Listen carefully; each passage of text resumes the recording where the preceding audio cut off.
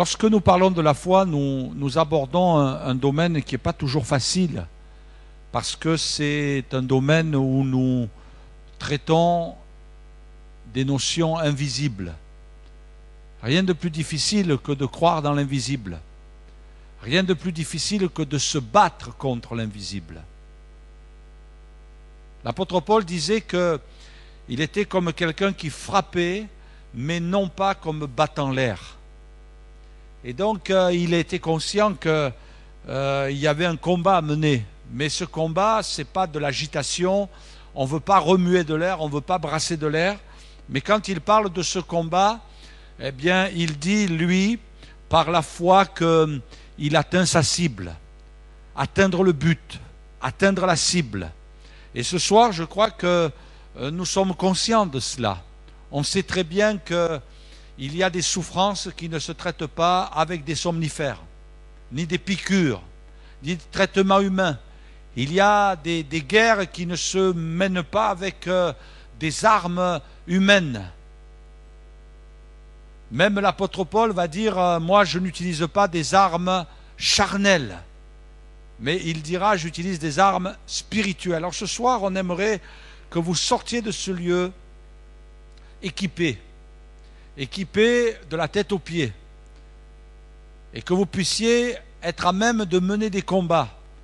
Il y a certes des combats qu'on peut mener ensemble, et ce soir on va entrer dans un certain aspect du combat spirituel, mais il y a aussi des combats que vous serez amenés tout seul, à mener tout seul.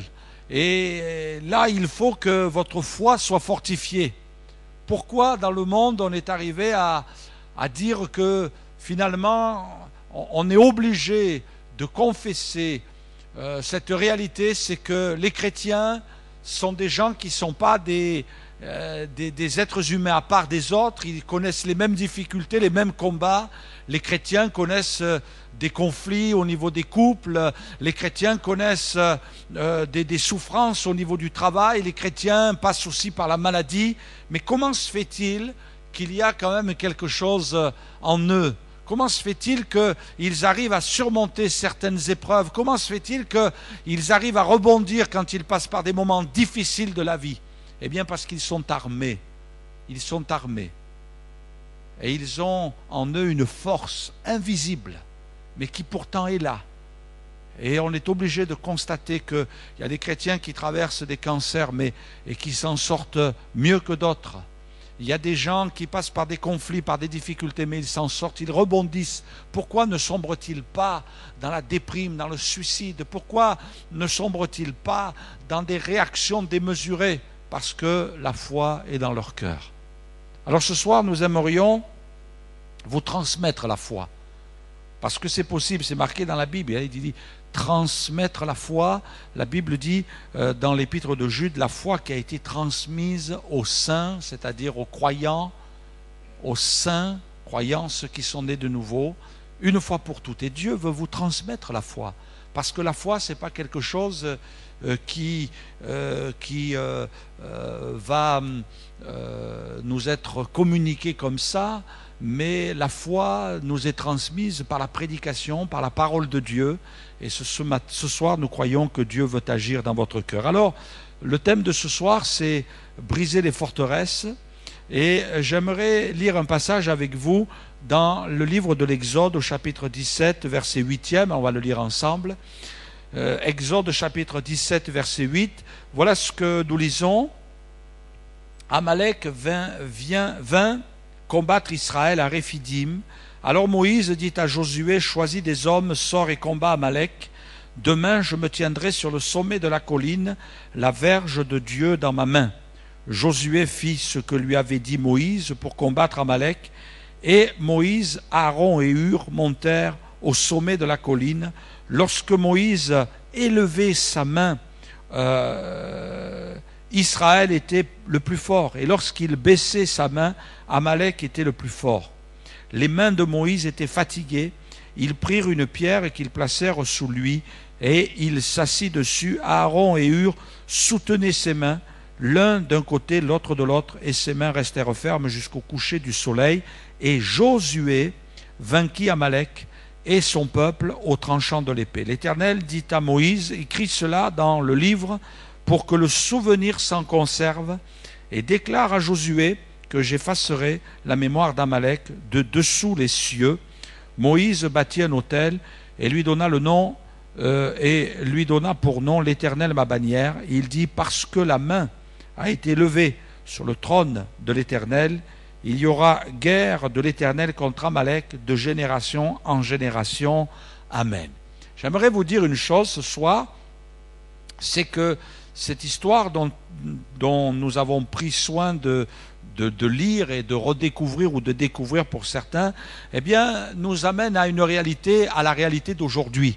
On a vu que dans ce passage, parce que la main a été levée sur le trône de l'Éternel, il y aura guerre de l'Éternel contre Amalek de génération en génération. Moi, ça m'a toujours impressionné, ce passage de génération en génération. Ça veut dire qu'on a comme des ricochets qui nous reviennent aujourd'hui par rapport à cette histoire, et on s'aperçoit qu'il y a des guerres qui sont insoupçonnées. Il y a des guerres qui sont inconnues et qui pourtant existent. Et si on ne les mène pas, si on ne livre pas bataille et si on ne se place pas sur le terrain de la victoire, on est vaincu, on est terrassé.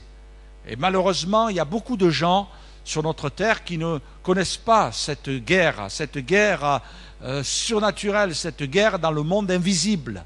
Et pourtant, il faut la mener. Et ce soir, j'aimerais éveiller chez vous une foi dynamique qui va vous amener à vous battre non pas avec des armes humaines, mais avec des armes spirituelles. Parce que si on ne se bat pas, eh bien on est terrassé, on est vaincu. Et finalement, la Bible nous dit une chose dans l'histoire que nous venons de lire, c'est que Amalek est venu faire la guerre à Israël. Amalek est venu. Amalek est venu pour faire la guerre et combattre contre Israël. Et finalement, on s'aperçoit que ce n'est pas une guerre qu'on a choisie, qu'on a voulu, mais qui nous est imposée. C'est l'ennemi qui vient nous attaquer. C'est l'ennemi qui vient contre nous. C'est l'ennemi qui veut essayer de nous anéantir. Et mes amis, il y a une réalité que nous apprend la Bible, c'est que finalement, eh bien, il y a un ennemi redoutable qui a mis la main contre le trône de Dieu parce qu'il voulait acquérir le trône de Dieu, voulait prendre la place de Dieu. La Bible nous dit que Satan était un ange dans le ciel qui avait toute la gloire et ce qui a fait chuter cet ange, c'est qu'il a voulu la place de Dieu, c'est ce que nous dit le prophète Ézéchiel. Il a voulu prendre la place de Dieu et c'est pour ça qu'il a été précipité, c'est pour ça qu'il a été chassé de la présence de Dieu parce qu'il a voulu être élevé au-dessus de Dieu. Personne ne peut s'élever au-dessus de Dieu. Et alors il a été précipité, il a été chassé et entraîné avec des esprits, avec des anges déchus. Eh bien, il est venu pour faire la guerre à toute la création de Dieu. Et la plus belle de toute la création de Dieu, c'est l'être humain. Dieu, quand il a créé toutes les choses sur cette terre, il a dit que c'était quelque chose de bon qui sortait de ses mains. Mais quand l'homme est sorti des mains de Dieu, il a dit que c'était très bon.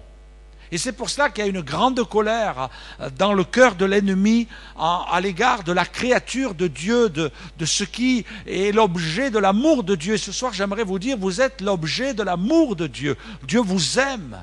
Dieu aime chaque créature, il aime chaque être humain. Il ne veut pas le laisser dans son marasme, il ne veut pas le laisser dans sa souffrance, il ne veut pas le laisser dans la difficulté, il ne veut pas le laisser dans la maladie, il ne veut pas le laisser dans les pleurs.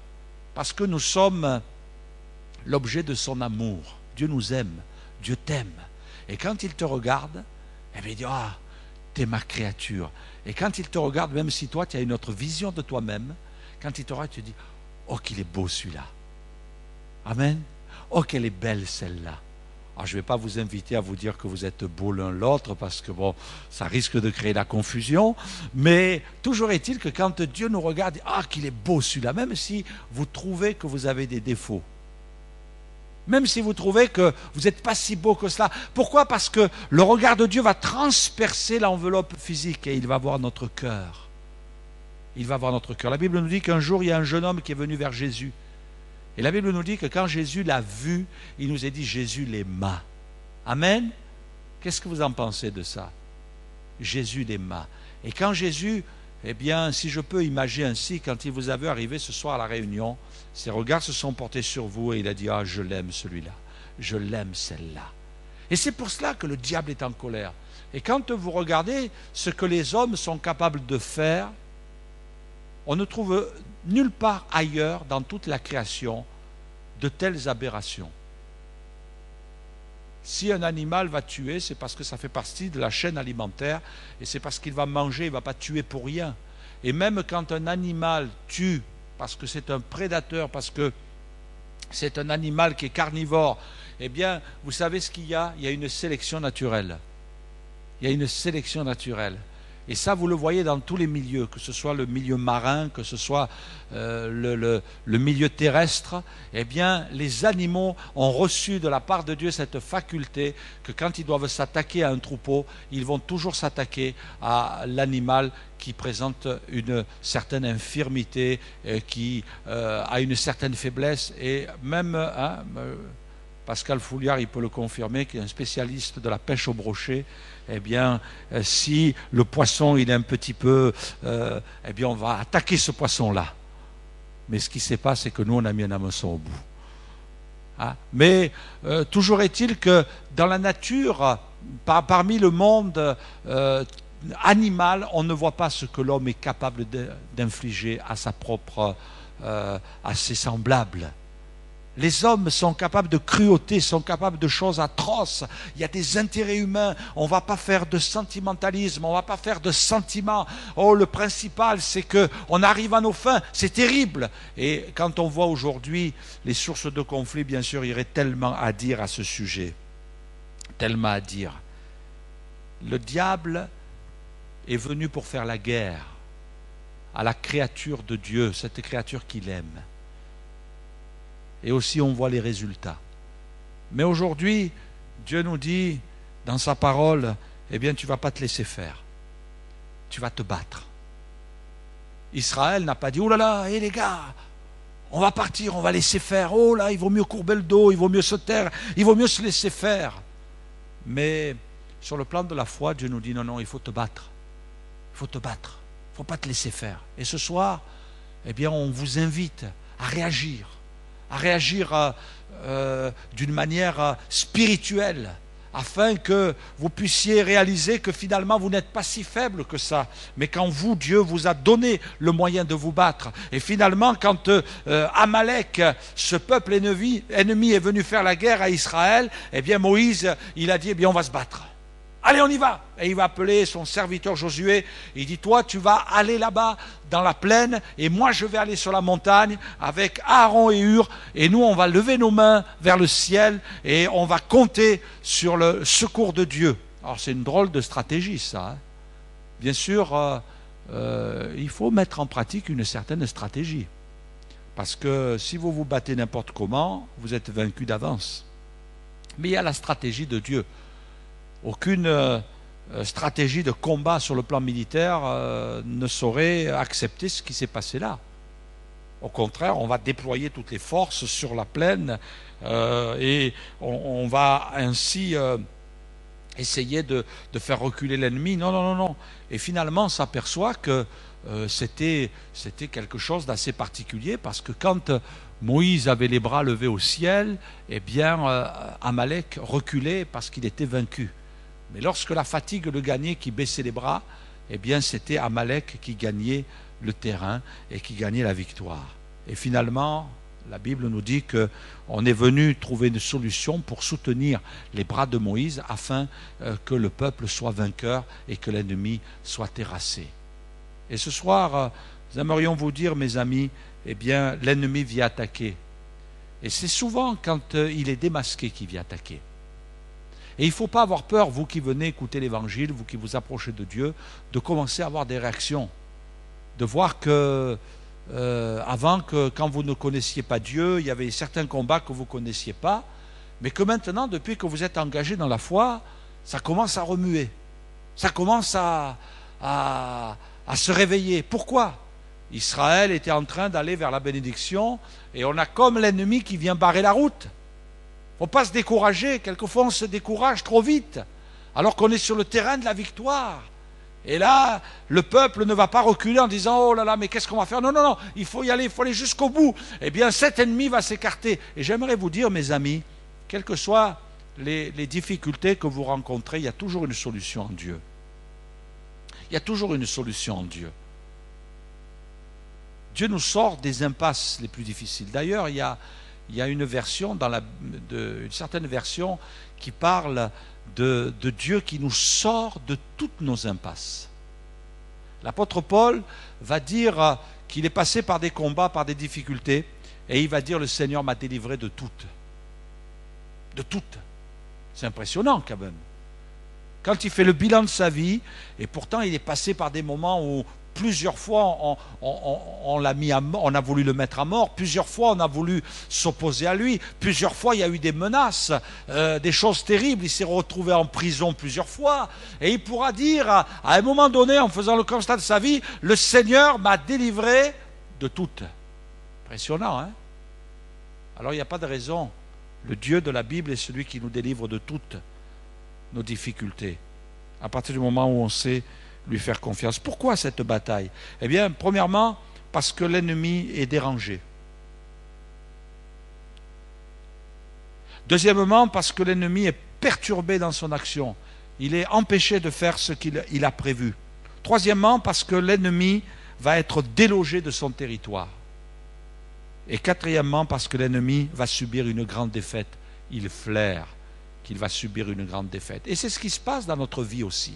Pourquoi Amalek s'est mis à bondir comme ça? Parce que quelque part, il savait que ça allait être mauvais pour lui. Il allait vivre ses derniers instants. L'histoire d'Amalek allait être écrite et on allait mettre un point final à son histoire. Parce que Israël était en marche vers les promesses de Dieu. Et ce soir, Dieu te fait des promesses.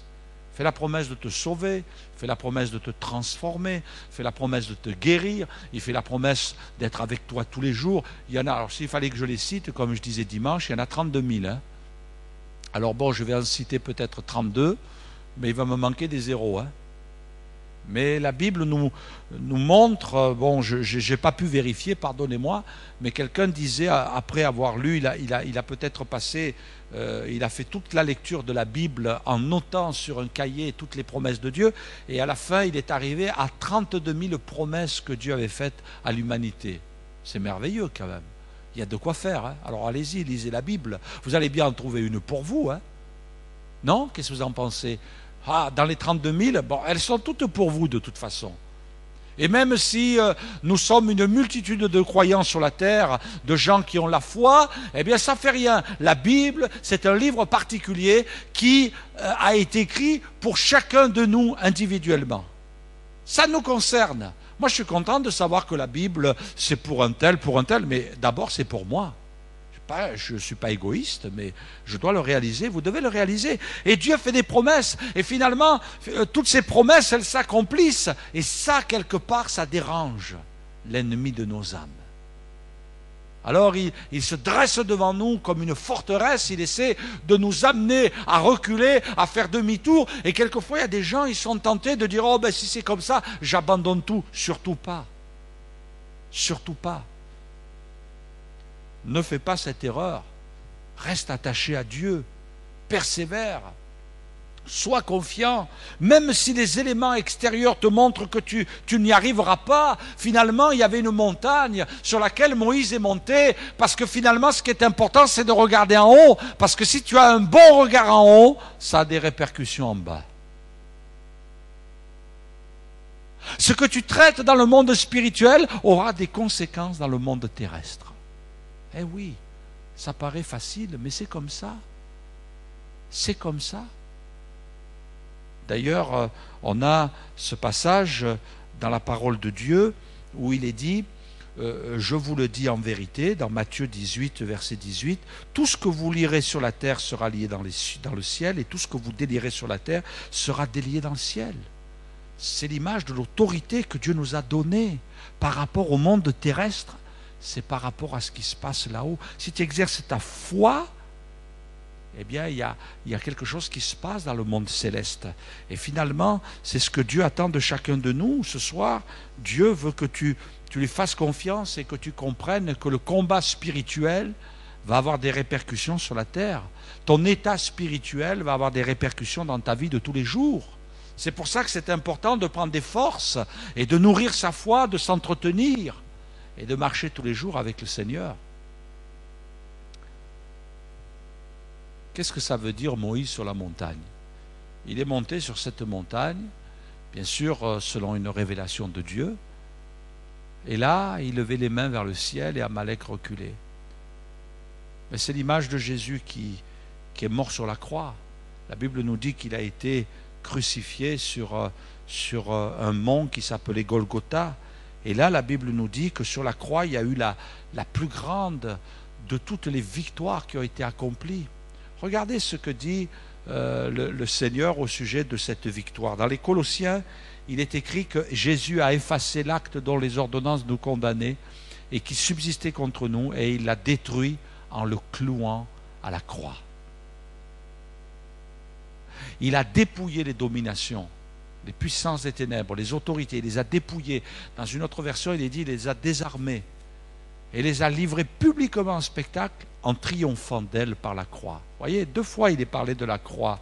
Cette croix, c'est là où Jésus a été élevé. Et sur cette croix, il avait les bras écartés. On avait mis des clous dans ses mains, dans ses pieds. Alors c'est sûr que les hommes pensaient qu'ils avaient ainsi éliminé ce prophète qui les gênait. C'était un prophète qui gênait parce qu'il amenait vraiment une autre dimension spirituelle. Et les religieux, ils étaient enfermés dans des principes qui étaient morts, qui n'engendraient rien de bon. Et Jésus est venu apporter la vie, il est venu apporter le salut, il est venu apporter la réconciliation avec le Père.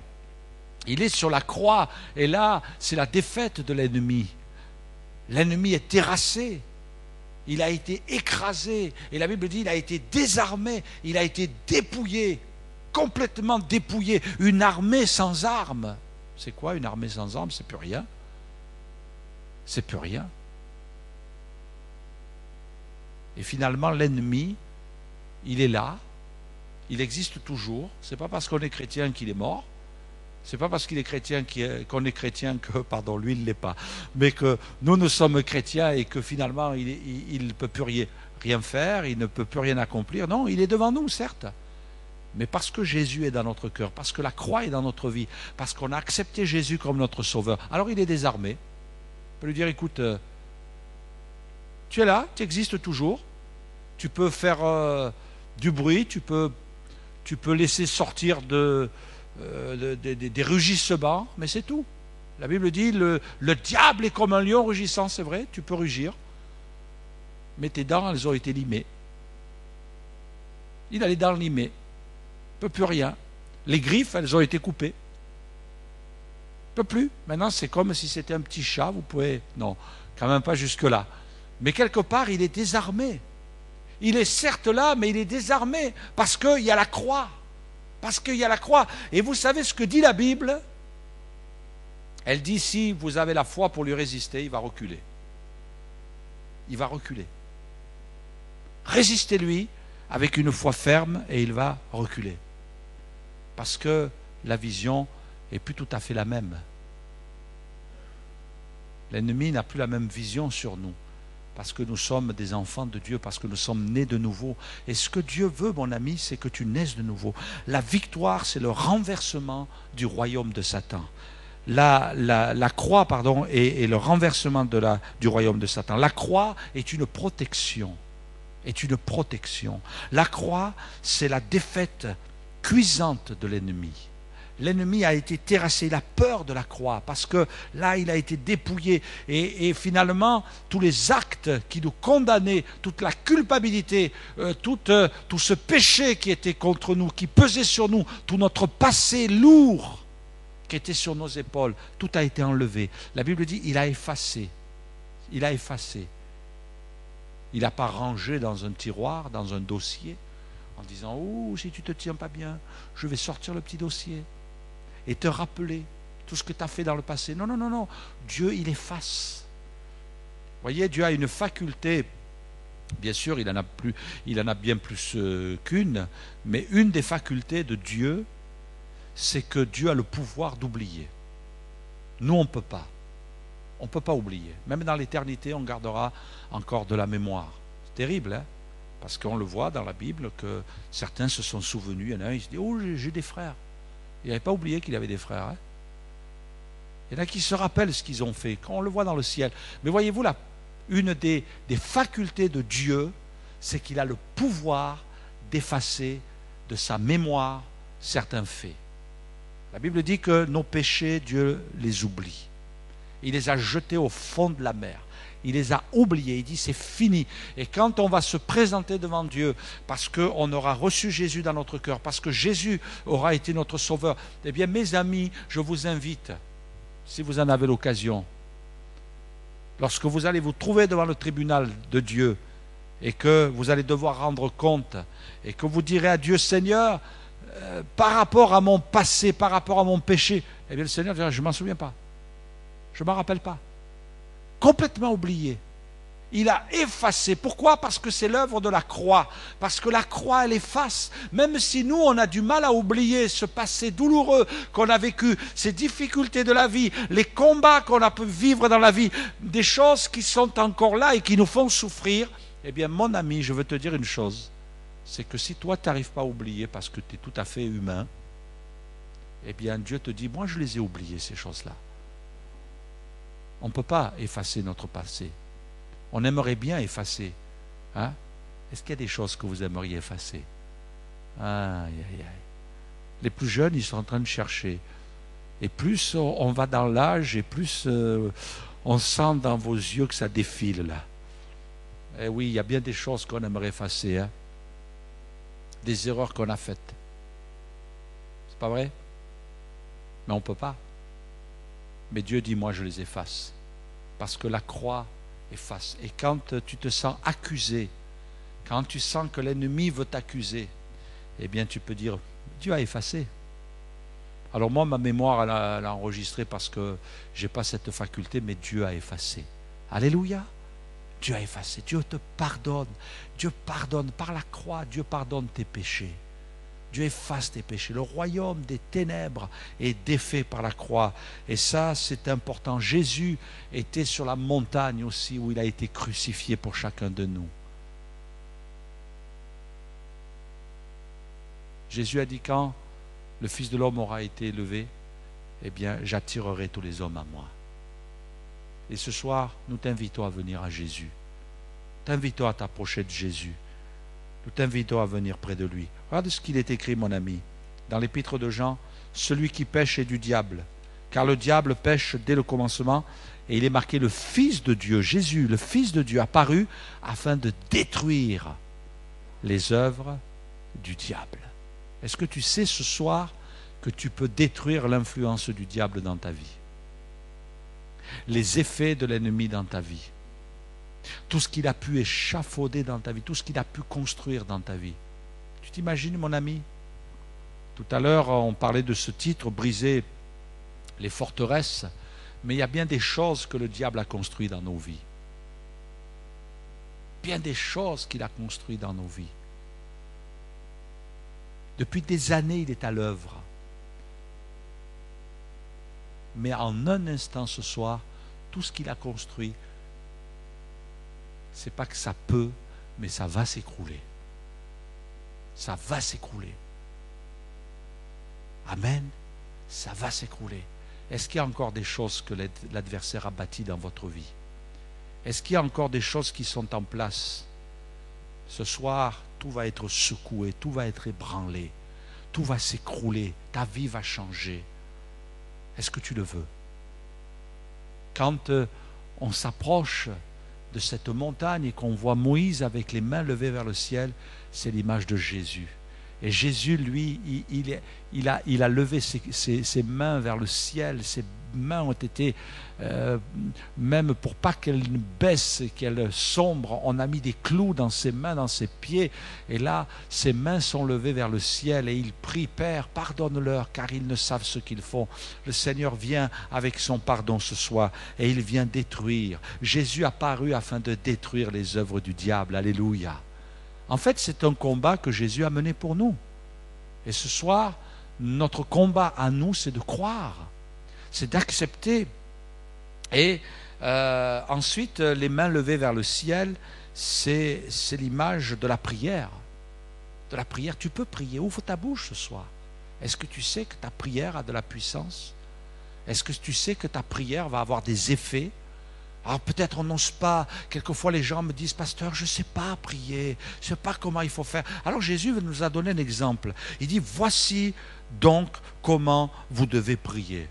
Moi, ça ne me gêne pas que les gens me disent, pasteur, vous savez, je récite le Notre Père. Ben, si ça peut vous aider, allez-y. Hein. Allez-y, ce n'est pas un péché. Hein. Ce n'est pas parce qu'il y a des religions qui le récitent que c'est mauvais. C'est sûr, la manière dont ils le font, peut-être, c'est pas très bon, mais on ne va pas se laisser, orienter parce que des religions font n'importe quoi. Nous, c'est la parole de Dieu, c'est la Bible. Alors, je ne dis pas qu'il faut toujours réciter ça. Bon, il ne faut pas devenir des moulins à parole non plus. Mais Jésus dira, voici comment vous devez prier. Alors là, il y a une leçon. Moi, si je vous dis, voici comment on doit s'habiller, il faut mettre une paire de chaussettes, il faut vous mettre un pantalon, il faut vous mettre une chemise, un pull, une veste, mais ça ne veut pas dire que vous allez acheter exactement la même veste. Je vous donne la marque. Hein. Que vous allez acheter le même pantalon. Ben, si vous voulez le prendre noir comme le pasteur Bruno, ça ne me dérangera pas. Hein. Alors, c'est pareil la prière, ça veut dire voici comment vous devez prier, mais bon, si vous pouvez rajouter quelques éléments, voilà, et voici comment vous devez prier. Notre Père qui es aux cieux, que ton nom soit sanctifié, on ne va pas le réciter, que ton règne vienne, que ta volonté soit faite sur la terre comme au ciel. Donne-nous aujourd'hui notre pain quotidien, pardonne-nous nos offenses comme nous aussi nous pardonnons à ceux qui nous ont offensés, ne nous induis pas en tentation, et voilà, délivre-nous du malin. Dans l'exemple de la prière, Jésus nous dit, vous pouvez prier contre l'ennemi. Délivre-nous du malin. Car c'est à toi qu'appartiennent, dans tous les siècles, le règne, la puissance, la gloire. Amen. Donc vous pouvez prier quand vous vous sentez attaqué, quand vous vous sentez menacé, quand vous sentez que vous passez par un combat et que vous passez par une difficulté et que vous sentez que c'est de l'adversité, eh bien vous pouvez dire, comme un jour Jésus l'a dit, arrière Satan. Délivre-nous du malin. On prie le Seigneur, délivre-moi. Seigneur, je passe par une attaque, là, je passe par la tentation, je passe par des épreuves. Seigneur, au nom de Jésus, délivre-moi. Voilà, vous pouvez prier comme ça. La prière, chaque fois que Moïse avait les mains levées, l'ennemi reculait. Et vous savez, si vous gardez vos mains, vos yeux, vos cœurs, vos pensées levées vers le ciel, eh bien vous tiendrez. Vous tiendrez. Même si vous vous sentez petit chrétien, si vous vous sentez avec une petite foi, vous tiendrez. Il n'y a pas de condition. Garde les yeux fixés vers le ciel. Un jour, un homme a dit, je lève les yeux vers les montagnes. D'où me viendra le secours? Il lève les yeux et finalement, il nous fait comprendre qu'il a levé les yeux bien plus haut. Le secours me vient de l'Éternel, des armées. Amen. Tu peux être secouru. La Bible nous dit de nous approcher du trône de la grâce pour être secouru dans tous nos besoins. Tous nos besoins. Tous. Il n'y en a pas un où Dieu ne veut pas nous secourir. Tous nos besoins. Alors c'est sûr que tant que tu vas regarder aux choses d'en bas, eh bien tu vas perdre, l'ennemi va gagner du terrain. Mais tant que tu auras les yeux levés vers le ciel, c'est l'ennemi qui va reculer. Je voudrais terminer en disant, Dieu nous invite à croire. Il nous invite à croire simplement. Seigneur, je te fais confiance. La foi, c'est la confiance. La confiance à Dieu, en Dieu. Fais confiance. Pas de raison. Dans la vie, on fait confiance à des tas de gens. C'est pas vrai? Quand on va chez le dentiste et qu'on ouvre la bouche, ne vous inquiétez pas. On lui fait confiance. Hein? Pourtant, sa roulette, elle pourrait déraper des fois. Vous imaginez si on nous met un petit coup de roulette sur la langue, là, il nous la coupe en deux. Hein? Terrible ça, hein? On lui fait confiance. C'est un expert. On lui fait confiance. Quand on doit se faire opérer, qu'on va à l'hôpital et le chirurgien vient nous voir dans notre chambre en disant je vais vous opérer, je vais vous ouvrir le ventre et je vais commencer à... On lui fait confiance, on n'a pas le choix. Hein? On n'a pas le choix. Quand on entre dans un avion, hein? À part ma femme, en principe, on fait confiance au pilote. C'est pas vrai? Hein? Le pilote, il arrive. Ils sont tous beaux. Vous avez vu les équipages quand ils arrivent là, ils ont tous le truc à roulette là. Ils s'installent dans l'avion, ils touchent tous les boutons. Clac, clac, clac, clac, clac, clac. Après la 15e rangée. Après il est là, ta ta ta ta ta ta ta ta ta. Il y a des boutons partout, moi je ne sais pas comment ils font là-dedans. On fait confiance. Bon, il n'y a pas des avions qui tombent tous les jours. Ça se saurait. Avec tous les avions qu'il y a dans le ciel, hein, ça se saurait. On fait confiance. Il n'y a pas de souci. Et pourquoi ce soir on ne ferait pas confiance à Dieu? On fait confiance à tout le monde. Pourquoi on ne ferait pas confiance à Dieu? La Bible dit, voici les miracles qui accompagneront ceux qui auront cru. Ceux qui auront cru. À mon nom, ils chasseront les démons. Il y a de l'autorité dans la foi. Ils chasseront. L'ennemi recule quant à la foi. Et mon ami, il faut que tu veilles sur ta foi. Il faut y veiller plus sérieusement que l'aiguille du carburant qui est dans ta voiture. Ça, tu la vois tous les jours. Hein? C'est pas vrai, même des fois, plusieurs fois par jour. Tu regardes le carburant, ne te laisse pas surprendre. Et même quelquefois, si on a tendance à se laisser surprendre, il y a un petit voyant qui s'allume. J'ai soif, j'ai soif, j'ai soif. Alors il faut vite t'arrêter là, hein? Allez faire le plein. Mon ami, la foi, il faut veiller sur notre foi. Et Dieu dit, voici, il y aura des miracles pour ceux qui croient. Et vous savez, quand on va arriver dans le ciel, il y aura des tas de miracles qu'on aura vécus. Et il est marqué aussi, soyez sobres, veillez, votre adversaire, le diable, rôde comme un lion, rugissant, cherchant qui il dévorera. Résistez-lui avec une foi ferme. Il est rugissant, il cherche quelqu'un qui va dévorer. Mais je vais vous dire une chose, c'est que souvent quand il vient se frotter aux chrétiens, il repart bredouille. Il a l'estomac vide. Il n'y a rien qui est rentré à l'intérieur. Il repart bredouille. Terrible, hein? Mais moi, ça me réjouit, hein? C'est vrai. Ah, je ne dis pas que ce n'est pas effrayant, un petit lion qui passe par-ci, qui passe par-là. C'est vrai que ça doit être assez effrayant, un petit lion devant nous. Hein? Il peut chercher, il peut ouvrir sa gueule pour nous dire « j'ai bien faim ». Mais il repart. Et il est obligé de la fermer. Hein? Il repart. Et quelquefois, il essaie de revenir, mais il repart. Et mon ami, il faut que tu aies foi en Dieu. Et quand l'ennemi veut essayer de t'anéantir, qui veut essayer de t'avaler tout cru, eh bien, tu peux le regarder, lui résister. Et dire, tu vas repartir. Et tu n'auras rien de moi. Rien. Je ne vais rien céder. Je vais tenir bon, je vais m'attacher à Dieu.